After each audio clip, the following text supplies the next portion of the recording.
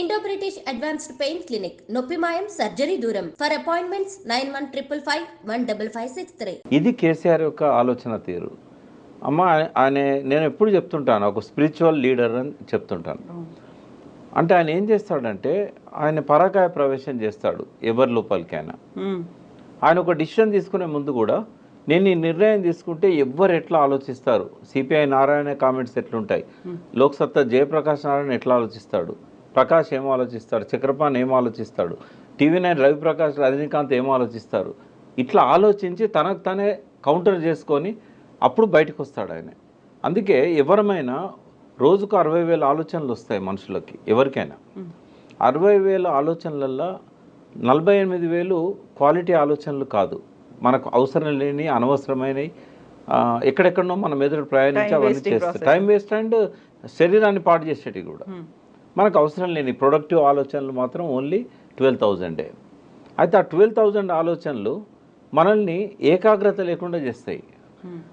ఒక 1 minute 2 minutes కంటే ఎక్కువగా మీరు నా దిక్కే చూస్తుంటారు, మీ కళ్ళు చెవులు ముక్కు ముఖం అంతా నా దిక్కే ఉంటుంది, కానీ నేను మెదడు మాత్రం ఎక్కడో ఉంటుంది. నేను మాట్లాడే మాటలకు రిలేటెడ్ అంశాల మీద తిరుగుతూ ఉంటుంది, నెక్స్ట్ అడిగే ప్రశ్న మీద తిరుగుతూ ఉంటుంది. కానీ కేసీఆర్ అట్లా కాదు. కేసీఆర్ ఏకదీక్షతో నిమగ్నమై నిమిషాలు, సెకండ్లు, నిమిషాలు, గంటలు ఒకే దాని మీద ఏకాగ్రతతో ఆలోచిస్తాడు. దాన్నే మెడిటేటివ్ పవర్ అంటారు. ఆయన ఆశ్రమాలకు పోయి మెడిటేషన్ చేయడు, కానీ ఆ ఏకదీక్షతో ఆలోచించడం, ఒకే దాని మీద ఫోకస్ చేయడం అనేది ఒక అద్భుతమైన ఆధ్యాత్మిక ఏమంటారు దాని ప్రాసెస్. అయితే ప్రకాష్ గారు ఇప్పుడు అంత ఆలోచన చేస్తున్నారు, ఎక్కడెక్కడ ఏమవుతుంది, దానికి సంబంధించి వచ్చేటువంటి రిపర్కేషన్స్ ఏంటి, ఇవన్నీ ఆలోచించినప్పుడు ఇక్కడ అన్ని బోల్డ్ అని ప్రశ్నలు కనిపిస్తున్నాయి. నెక్స్ట్ ఏం జరుగుతుంది, ఎంతమంది వెళ్తారో, ఆపే ప్రయత్నం ఏమన్నా జరుగుతుందా, ఆ తర్వాత బీఆర్ఎస్ భవిష్యత్ ఏమవబోతుంది, ఎంతమంది, ఇన్ని రకాల క్వశ్చన్స్ ఉన్నాయి. అన్నీ ఆలోచన చేసుకుని అక్కడే ఉంచుకుంటే మనకి ఎలా తెలుస్తుంది అసలు ఏం జరుగుతుంది అనేది, ఎవరికైనా ఏం అర్థమవుతుంది? ఆయన మెంటల్గా ప్రిపేర్ అయ్యాడు. ఎవరు మిగిలరు, ఉద్యమ కాలంలో తనతో ఉన్న వాళ్ళే మిగులుతారు. ఇప్పుడు ఎవరైతే ఊగిసలాడుతున్నారో వాళ్ళు అటే మొగ్గు చూపుతారు. ఎందుకంటే గెలిచిన వాళ్ళకు కొన్ని రెస్పాన్సిబిలిటీస్ ఉంటాయి. ఫస్ట్ రెస్పాన్సిబిలిటీ ఏంటంటే కేసీఆర్ గవర్నమెంట్లో విపరీతంగా పనులు చేయించారు, బిల్లులు పెండింగ్ ఉన్నాయి. పోచారం పోవడానికి ప్రధాన కారణం అది. కొన్ని కోట్ల రూపాయల డబ్బులు ప్రతి గ్రామంలో సర్పంచులకు, పార్టీ నాయకులకు రకరకాల పనులు ఇచ్చారు, బిల్లులు ఇవ్వలేదు. కేసీఆర్ కనుక ఎలక్షన్ల ముందే వీళ్ళందరి బిల్స్ సెటిల్ చేసి ఉంటే పోచారం పోయేవాడే కాదు. ఇట్లాంటి ప్రధాన సమస్యలు సంజయ్ కూడా బిల్లుల కోసం పోయాడు. ఆయన డాక్టరు, ఆయన సేమ్ సామాజిక వర్గం, ఆయన పోవడానికి ఇంకో కారణమే లేదు, కేవలం బిల్లులు. అయితే ఇవన్నీ అందరికీ పెండింగ్ ఉన్నాయి. రేవంత్ రెడ్డి చాలా క్లెవర్గా వీళ్ళ బిల్లులు మాత్రం పే చేస్తలేడు. ఆయన దగ్గర ఉన్న పరిమితమైన అమౌంట్ను కాంగ్రెస్లో కొత్త గెలిచిన వాళ్ళే బిల్స్ సెటిల్ చేస్తున్నాడు. వచ్చి రాగానే రైతు బంధు కోసం పెట్టిన డబ్బులని పొంగులేటి శ్రీనివాసరెడ్డికి, ఆ వనపర్తిలో గెలిచిన ఎమ్మెల్యేకి, ఇట్లాంటి వాళ్ళకి అందరికీ ఇచ్చేసాడు. అవి రైతు బంధు డబ్బులు, అవి అందుకే లేట్ అయింది రైతు బంధు. సో అట్లా చేయడం వల్ల ఏమవుతుందంటే ప్రజలు ఒత్తిడి ఉంది వాళ్ళ మీద, మా బిల్లులు లేవమ్మా, మాకు సూసైడల్ టెండెన్సీస్ వస్తున్నాయి, మాకు ఆత్మహత్య తప్ప వేరే మార్గం లేదు.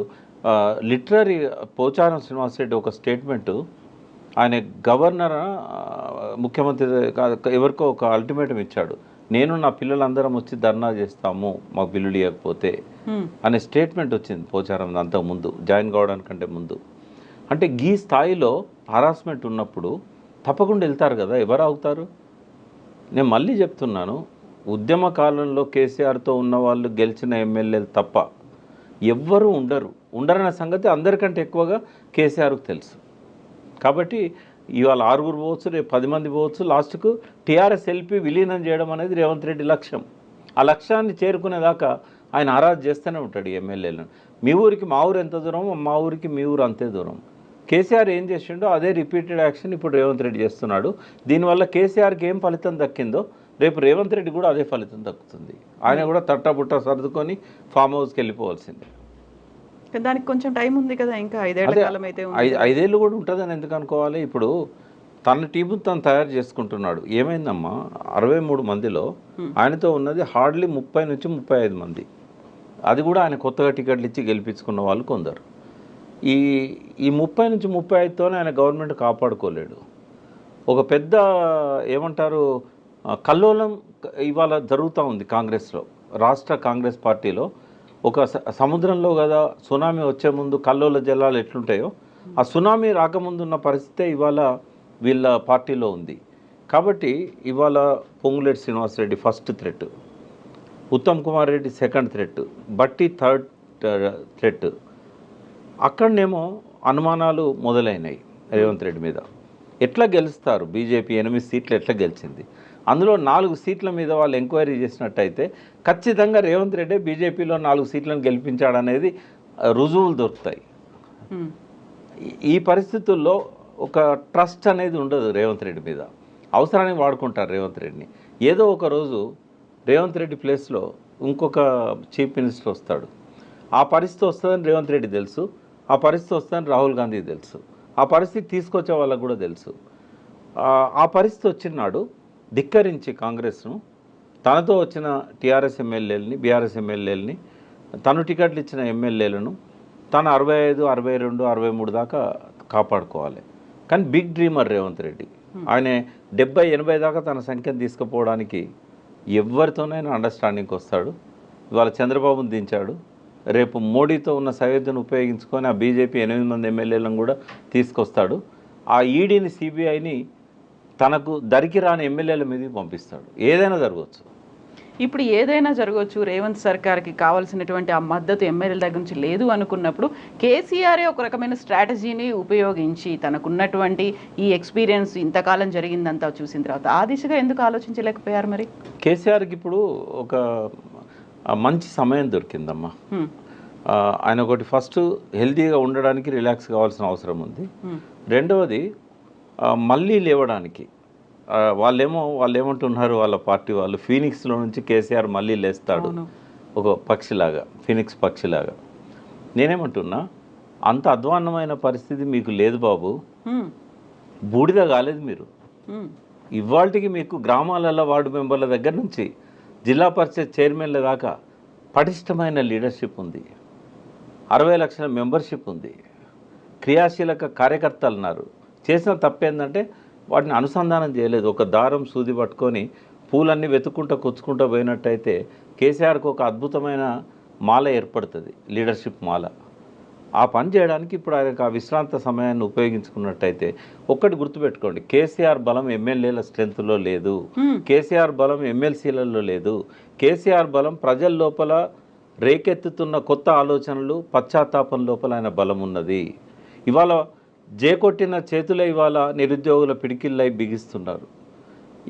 ఏ బొగ్గు గనులలోనైతే 100% ఓట్లు కాంగ్రెస్కి వచ్చినాయో ఒక్క సీటు కూడా రాలేదు బొగ్గు గనుల ప్రాంతంలో. ఆ బొగ్గు గనుల లోపలనే ఇవాళ మంట మండుతున్నది, గనులు వేలం వేసినందుకు. రైతుల లోపల అసంతృప్తి, కాళేశ్వరం నీళ్లను ఏసంగి పంటలకు ఇవ్వకుండా మార్చిన నాడే మొదలైంది. మళ్ళీ ఆత్మహత్యల దిక్కు సమాజం పోతున్నది, చేనేతకారుల ఆత్మహత్యలు పెరుగుతూ ఉన్నాయి. ఇవన్నీ కేసీఆర్ బలం అమ్మ. ఈ ప్రజల లోపల వస్తున్న అయ్యో మేము తప్పు చేశామే అనే ఒక పశ్చాత్తాపం, అది 1% ప్రజల్లో ఉన్నా కూడా అందులో కేసీఆర్ బలం ఉంది. నిరాశ నిస్పృహల్లో కేసీఆర్ బలం ఉన్నది. అయ్యో కేసీఆర్ ఉన్నప్పుడు ఇట్లా జరగలేదే అనే ఆలోచనలల్లో కేసీఆర్ బలం ఉన్నది. ఆ ఆలోచనలే పెట్టని కోట. నేను ఇంకా కొంచెం పోయిటిక్గా చెప్తాను. తొలి సంధ్య వేళలో తన కిరణాలతోని వెలుగులు పంచి మండు టెండల్లా కొలిమిలాగా మారి అస్తమిస్తున్న సూర్యుడు రేవంత్ రెడ్డి. మసక చీకట్లు తొలగిపోతుంటే సూర్యోదయం అడుగులేస్తున్నవాడు కేసీఆర్. కాబట్టి భవిష్యత్తు కేసీఆర్ తప్ప భవిష్యత్తు రేవంత్ రెడ్డి కాదు. అయితే ఇప్పటికి ఉన్న వాళ్ళందరూ వెళ్ళిపోయిన తర్వాత, ఎమ్మెల్యేలందరూ వెళ్ళిపోయిన తర్వాత, గతంలోనే ముందు నుంచి టీఆర్ఎస్ పార్టీ కోసం పనిచేసినటువంటి కార్యకర్తల్ని నాయకులుగా ఎదగనివ్వలేదు, లేకుంటే వాళ్ళకి సరైన అవకాశాలు ఇవ్వకుండా పక్క పార్టీల నుంచి తెచ్చుకున్నారు అనుకున్నప్పుడు అక్కడ ఒక అసంతృప్తి ఉంది. ఇక్కడ నుంచి వెళ్ళిపోతున్న వాళ్ళలో ఇక్కడ ఒక గ్యాప్ అనేది కూడా ఏర్పడుతుంది. దీన్ని ఎలా ఫీల్ చేసుకుంటారు? మీరు అన్నట్టుగా ఇప్పటికే అయితే ఫామ్ హౌస్కి వచ్చిన వాళ్ళని కలుస్తున్నారు, అంతకు మించి పెద్ద కార్యాచరణ ఏమీ కనిపించట్లేదు. ఇవన్నీ అన్నప్పుడు మళ్ళీ తిరిగి ఆ బలాన్ని ఎలా పునరుద్ధరించుకుంటారు? ఒకటి, తను చేసిన తప్పులను సమీక్షించుకోవడానికి ఇది ఒక మంచి సమయం. ఆ తప్పులను ఎవరైతే బాధితులు ఉన్నారో వాళ్ళతో పంచుకోవడానికి పొరపాటు జరిగింది, ఇప్పటి నుంచి మనం మంచిగా పోదాం, నేను మళ్ళీ అటువంటి రిపీట్ చేయను అనే ఒక విశ్వాసాన్ని, నమ్మకాన్ని ఆ క్యాడర్లో కలిగించాల్సిన అవసరం ఉంది. రాజకీయాల్లో ఎవరు పనికిరాని వాళ్ళు కాదు, క్రికెట్లో ఏ బాల్ కూడా పనికిరానిది కాదు.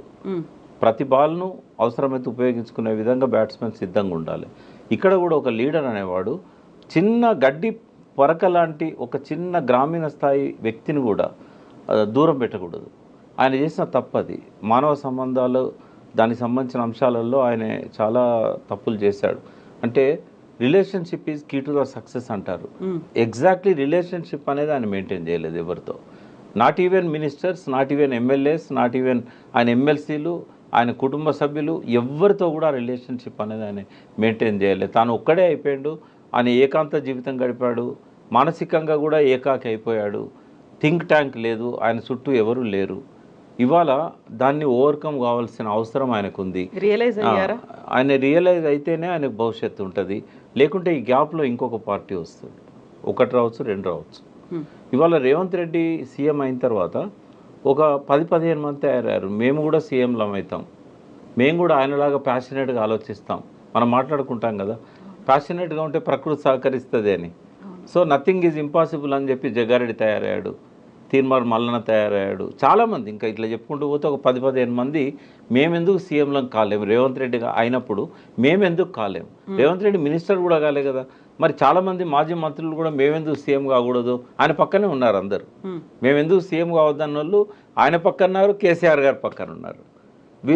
వీళ్ళలో జ్వలించే ఆలోచనలు ఒక రూపం తీసుకున్నట్టయితే నెక్స్ట్ ఎలక్షన్స్కి ఒకటి కూటమి ఏర్పడుతుంది. జనసేన, టీడీపీ, బీజేపీ కూటమి. నా గెస్ కరెక్ట్ అయితే ఆ కూటమికి నాయకుడు రేవంత్ రెడ్డి అవుతాడు. కాంగ్రెస్ ఎస్, ఆయనకి ఏంటంటే ముఖ్యమంత్రి కావడం మీద ఉన్న ఆసక్తి కాంగ్రెస్ను బలోపేతం చేయడం మీద ఎప్పుడూ ఉండదు.